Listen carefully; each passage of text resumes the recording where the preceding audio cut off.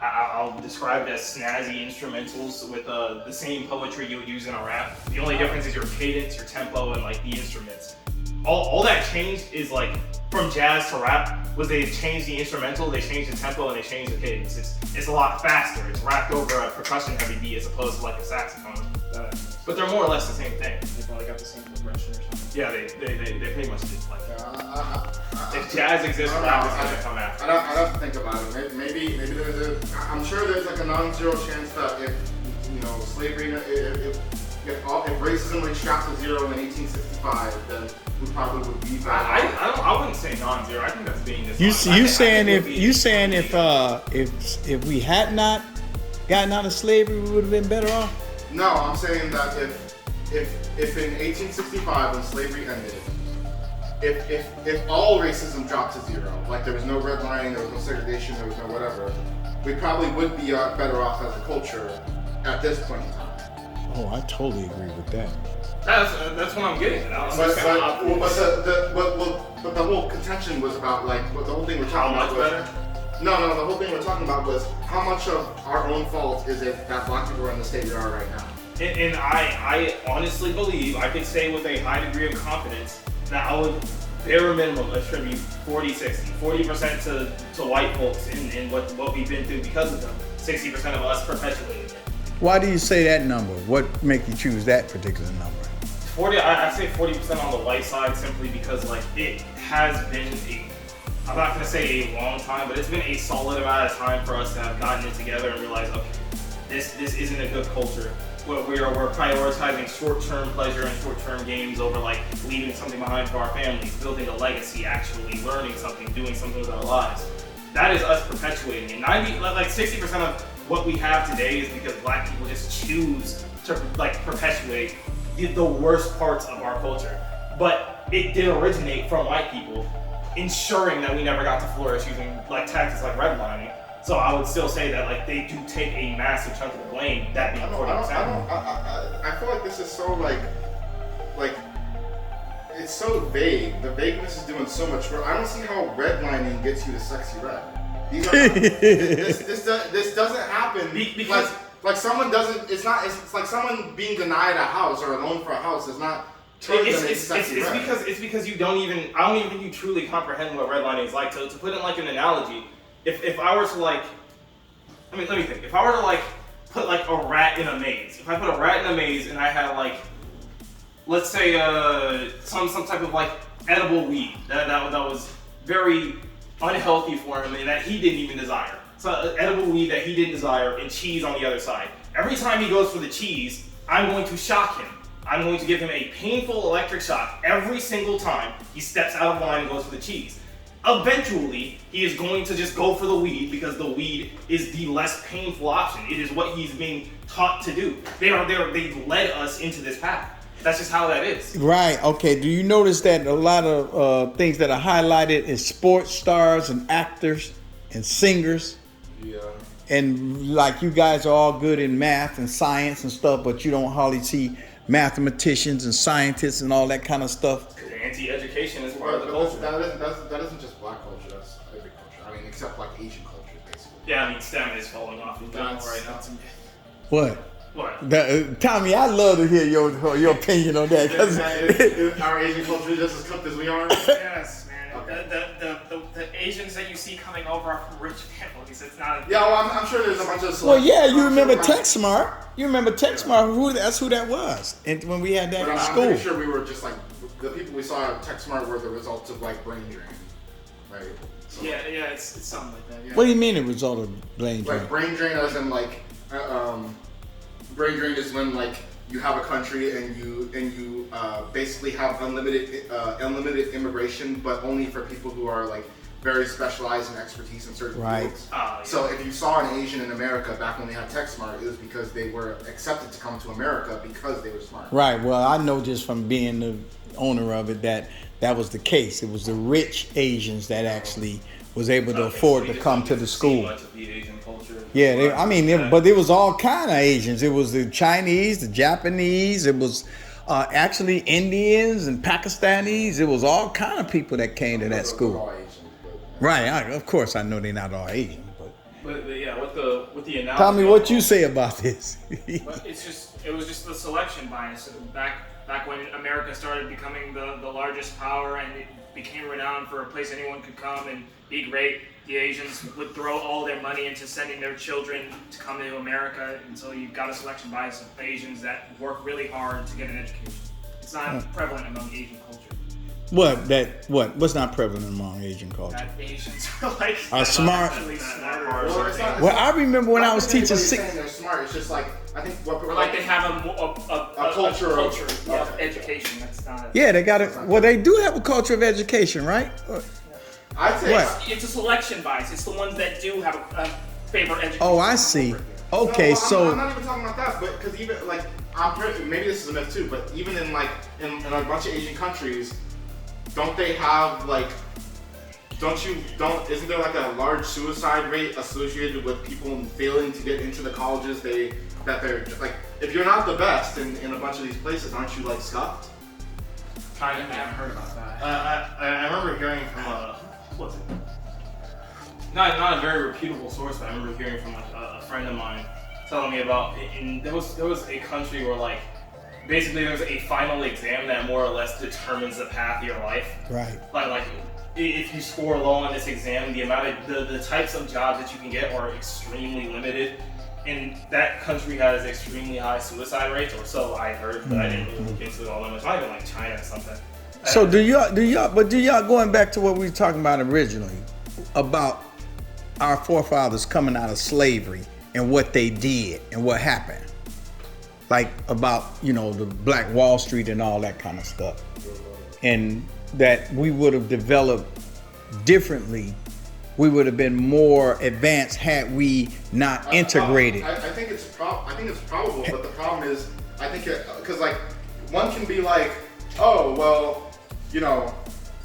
after slavery ended, we had the Harlem Renaissance, and so that shows that if you just leave black people to their own devices, they'll flourish. But like that doesn't really stand up to scrutiny because right now there's not a lot of systemic racism. In fact, there's initiatives to put black people in the front of the line in terms of jobs and colleges, and yet we don't have a Black Wall Street or a Harlem. But That's a good point. It's a good I point. think that's a highly dishonest argument. But Because when we're coming off of slavery with like the Harlem Renaissance, we are going from neutral to positive in terms of like our culture, Right. as opposed to right now where we've already been pushed into negative. I don't think our culture. Oh, okay. Well, wait a minute. What about that point he made? He said coming out of slavery, we're going from neutral I don't to think positive. our culture was neutral after slavery. It Like, was. We didn't have. We a didn't culture. have- It We didn't did have a exist. culture. We did have a culture. Wait. You cannot look at fried chicken was a slave food. We did have a culture. We had okay. We had slave hymns. That is music is a part of the culture. Even if I do give you that, all that says is that our culture was very small, very limited, and very undefined. It was a blank slate for the most part. I.e. bad. That's not bad. I.e. suboptimal. Like. Okay, but you guys are jumping from 1865 to 1920 during the Harlem Renaissance. Well, I don't understand. So what I was getting at with that point was that from 1865 we're more or less neutral. Even if you want to say stuff like some slave music and fried chicken, okay, we have a very small area. that is still very close to Fried neutral. chicken. That is still basically a blank slate. Between 1865 and 1918, our cultures became, or like before 1918, where the Harlem Renaissance began, our cultures were flourishing. They were flourishing, but they were very split off. They were split apart. They were separate individuals, but there were cultures flourishing. The Harlem Renaissance isn't just a random birth of a bunch of black Right. cultures. It's us unifying finally. Right. We are coming to Harlem, Right. Harlem, New York, and we are sharing cultures amongst our black brethren. That's what that is. The Harlem Renaissance is just us Right. all coming together to form a unified culture. These cultures were mostly positive. These cultures were beautiful. They were I'm flourishing. not saying they're not. So what I'm saying is that you can't pretend like it is the same like situation. Whereas from slavery, we're coming from a very close neutral. Even if you want to say there's some stuff there that it's undefined, very close neutral to positive. Whereas right now we've already been pushed to negative. I think it's via crazy stuff like to call redlining. slave culture neutral. We didn't. That's crazy. We literally didn't have a. Okay, well, he's making a point about it was a slave culture. What culture means? Like, It was a when I slave- think culture. I'm thinking music, Right, foods, right. the way you treat each your other. children, way Right. you treat the norms, like all of that stuff is things that black people did have during slavery. There is a way that you raise your child as a slave. But wait a minute. Right. The problem. That's the culture. Okay. I see where he's going with this. That's not neutral. That's strictly a negative thing. Even though you were subject to our forefathers were subject to people, you really didn't have any rights. They could just take your child and sell him or her off, or take your wife and sell her off, or rape her and all that kind of stuff. Even though you had all those forces coming against you, you still had some semblance of a culture, and they still was kind of relating to each other. Did y'all hear about this slave thing that this plantation that burnt down the other day? No. Oh my God, you gotta see it. I think I did hear about that. Yeah, it's that's an interesting conversation, fellas. Interesting. I just don't think that, like, I'm sure if there was some, like, if we never experienced all the stuff that, like, the FBI did. Yes, COINTELPRO. I mean, even if I give like the benefit of the What would happen? We would have I'm sure developed we would better. have had a better chance of having a culture that's actually Okay, productive. what do y'all see we doing now? What's happening now? Right now, our culture is, if I'm being completely wrong with you, it is degenerate. It is absolutely. Why is it degenerate? Degenerate It is in the our literal sense of the word. Yeah, our something that culture eats away at itself. Exactly. Our culture right now is like if you look at any of like the most popular rappers of like our people, blacks. Right. 90% of them, and that's not a real statistic. I'm just saying. Yeah, from what a I've seen, significant a number. large portion of them are rapping about more or less the same things, and none of them like benefit our culture at all. They are rapping about like promiscuity, just have sex with everybody you see. Guns, Guns, kill each other. Well, I'm a gangster. I kill niggas for fun. Right. I sleep around. I spend money how I want to. I don't leave anything for my children. In fact, if I have a child, I'm leaving that woman because it's funny. That's degenerate. What about you, Tommy? Tommy? What you think about the culture now?